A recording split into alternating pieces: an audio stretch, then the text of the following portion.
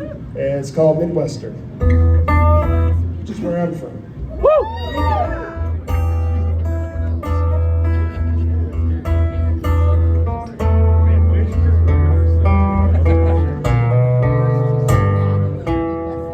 The Wisconsin of my youth was stranded, somewhere between the collapse of the Industrial Revolution and the crack epidemic. The Wisconsin of my adulthood is lost, somewhere between the promise of restoration and the stoic acceptance of absolute abandonment. I, like most of the men in my family, punched a cold steel time clock.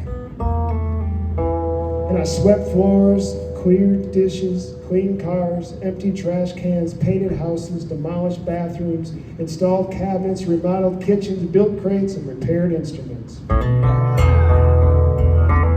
I watched the disintegration of a hard blue American backbone and the rising tide of an industrialist land. Industriously destitute, the streets of my hometown are lined with empty buildings. The malls offer absurd free rent signing deals to new retailers, and the factories just buckle under the weight of it all.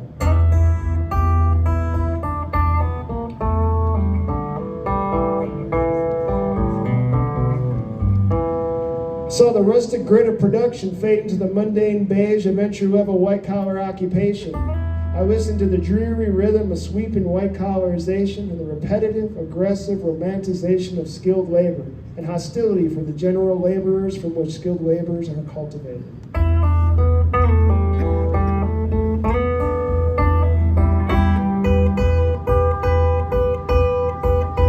I heard the dreams of a revisionist age, the once upon a time of a land strong in industry, and I've seen the future that will never be the past, no matter how clever the slogan.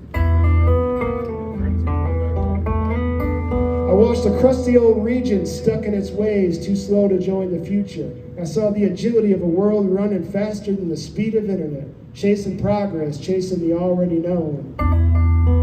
And I got lost in the in-between, holding both sides, straddling coast and country, the outsider looking in, inside looking out, the Wisconsinite, the New Yorker, the Californian.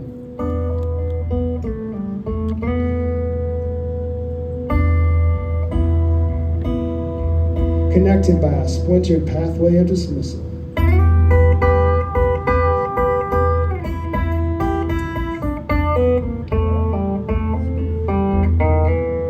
And I scraped screen printed frames in a windowless factory, and I got paid to write, and I watched perceptions change faster than people. And I heard every condescending word, and I met every exhausted American convinced their job was stolen, not sold, while voting against them instead of for themselves, believing that martyrdom belongs to us in the working class, and that ownership is patriotic. And I heard a promise that all this classism will pay off right after all the hard work does. And I got fed and targeted with digestible memes promising that today's answer was much more obvious yesterday.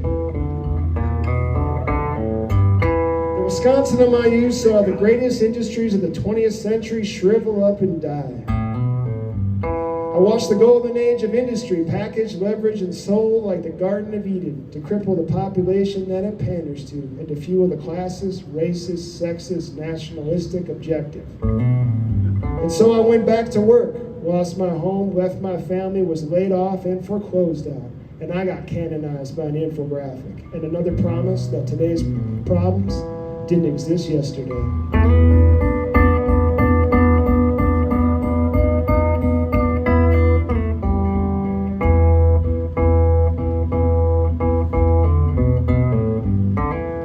Thank you.